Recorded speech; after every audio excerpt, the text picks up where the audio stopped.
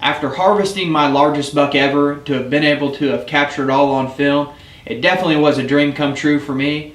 But as fired up as I was, my focus quickly shifted towards my dad. He was coming into camp midweek. We only had about 5 or 6 days to get it done, and I was going to do everything I possibly could to get my dad his first Kansas buck.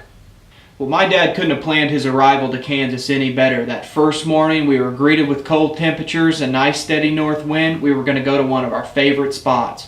We call it the Octagon. We have a ton of history at this spot. There's always a lot of big bucks using it. And that first morning, that deer were definitely still up on their feet.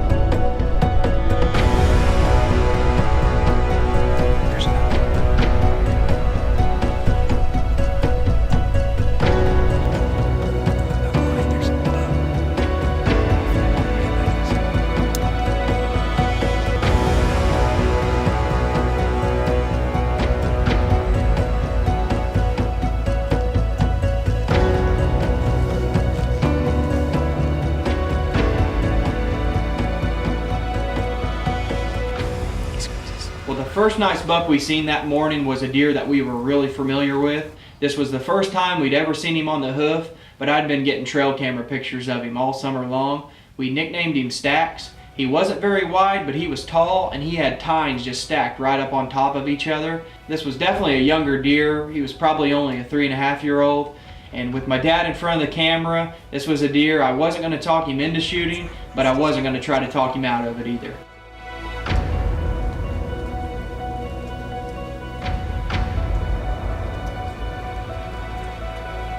It's up to you.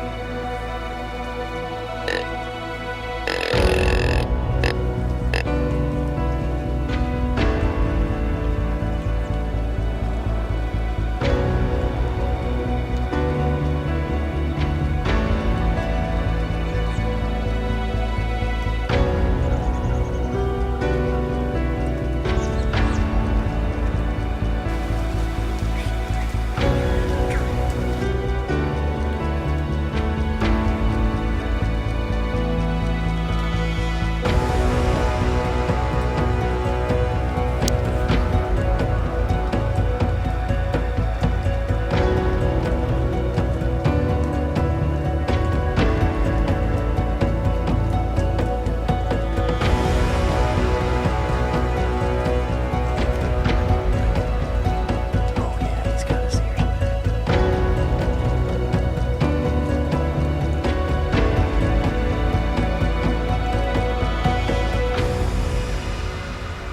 Well, Stacks came in, put on a show. He postured up to a smaller buck, never quite came in close enough for a shot. So Stacks gets to see another day, and we look forward to chasing this deer in years to come. Well, just when I thought the morning movement was beginning to slow down, I caught a doe working her way down a fence line, and right behind her was the exact buck that we come in here after. I think that's him. Grab your bow. It's the Big Ten. It's the Big Ten.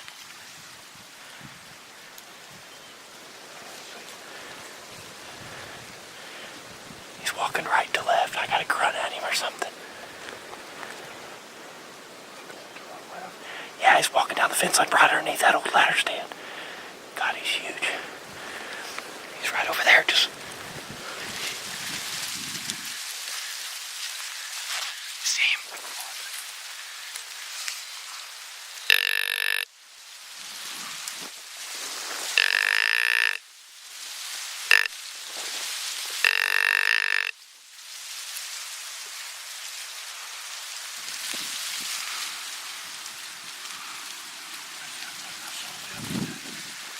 It's him. He's got his head down.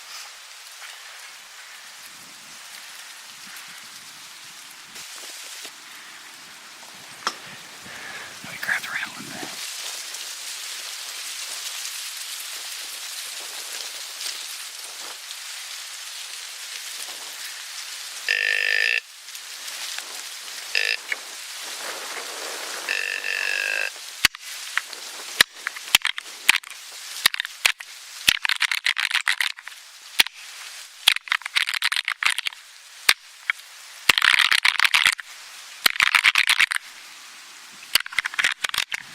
Here he comes. Or he might have just scared him, one of the two. I came this way.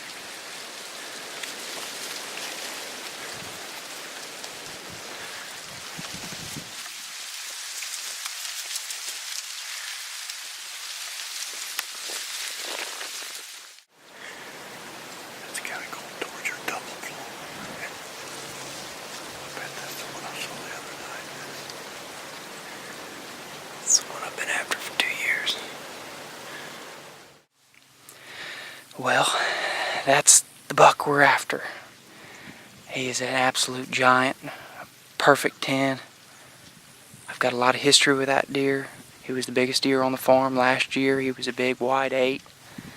Definitely put on a lot of inches this year, but he was with a doe. Yeah, he might meander back over this way. He's going to go wherever that doe's going. So I think this afternoon we're going to go sit a ground blind about a quarter mile here, basically the direction they went.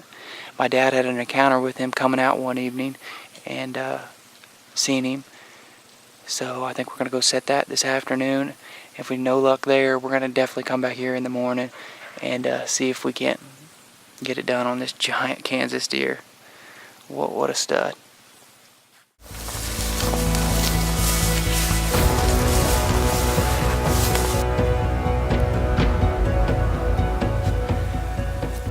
We had high hopes that we'd catch a glimpse of that Big 10 out of the ground blind that evening, but the sit was pretty uneventful. But our spirits were still high, the temperatures were still low. We were going right back to the octagon the following morning, hopefully catch another glimpse of that Big 10. Well, that second morning we got to the stand well before daylight, and it didn't take long at all. Just as we were gaining camera light down the same fence line as the morning before, out pops 2 deer. I could tell one of them's a nice buck. I finally get him to raise his head, and in my binoculars all I can see is a wide rack with a bunch of tines.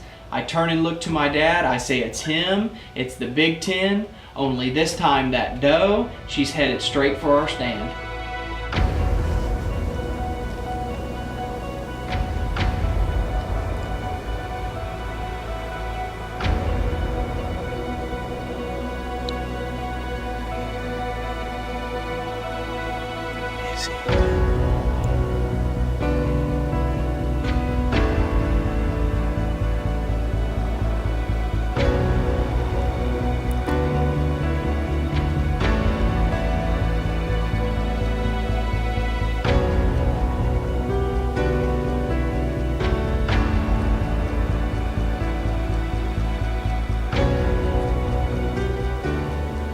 Just when I was beginning to think we were fixing to get a shot at this big deer, he got to about 50 to 60 yards out and he started using that nose of his. He puts it to the ground, he catches something he just doesn't quite like. At one point he actually begins to backpedal, and here I am behind the camera, and this is the biggest deer that I've ever seen out of a tree stand, and he's busted us and it's fixing to be game over. But this is a perfect example of why we choose to hunt that first week of November every year. These bucks, no matter their size or their age, they do things they don't normally do. I mean, this was a very smart deer. I'd only gotten one trail camera picture of him all year long, and that was at the end of August. But this buck seen that doe leaving, he couldn't resist. He circled around a little bit, finally committed, and at this point, we knew we were fixing to get a shot at this big deer.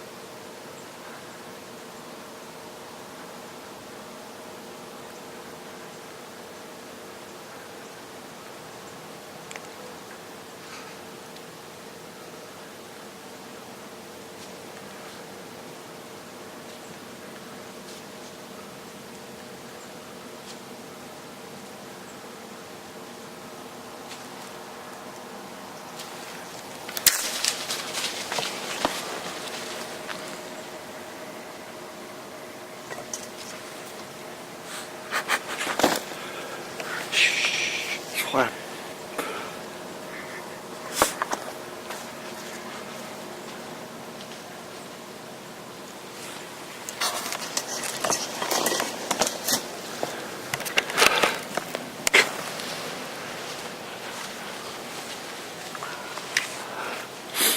I'm so sorry. I don't know how many times I've watched this footage, too many times. And every time I watch it, I'm just waiting for that arrow to just fly right to the pump house, and it just never happened. To this day, we still don't know exactly what happened. Our best guess is, as that buck was trying to sneak underneath that hedge tree, my dad quickly drew back with his finger on the trigger, causing it to prematurely release. Halfway back, arrow flies God knows where, and we had to sit there and watch the buck of our dreams run off, and it was one of the sickest feelings I'd ever had in a deer stand, and I definitely never want to feel that way again. Today is November 7th. I turned 58 today. And I'm out here hunting with my son, and I just kind of blew it on probably the biggest buck of a lifetime this morning. That we did get some excellent footage of it, but even though I missed the big buck, it's still a great birthday, just because I'm out here spending time with my son in the woods. So that would make better of a hunt for me, whether to kill the big one or spending time in the woods with my son. And I'd miss every big buck in the world just to spend time in the woods. So Week ain't over yet. But I tell you what, I blew it this morning. God, I blew it. But I love you, Mitchell. Wouldn't have missed it for the moment, for the world. Yes. He was a dandy. But he's still here somewhere. We ended up hunting the rest of the week really hard. We ended up coming up a little short. But you know, the way my dad kind of put it, those antlers on the wall, they're just that. They're just antlers. These memories that me and my dad make every fall are memories that are going to long outlive those antlers on the wall. This was one of our best seasons ever in Kansas. It was definitely one for the books. And I was so fortunate to have a camera there along with me to capture it all on film. And I look forward to making many memories in the future.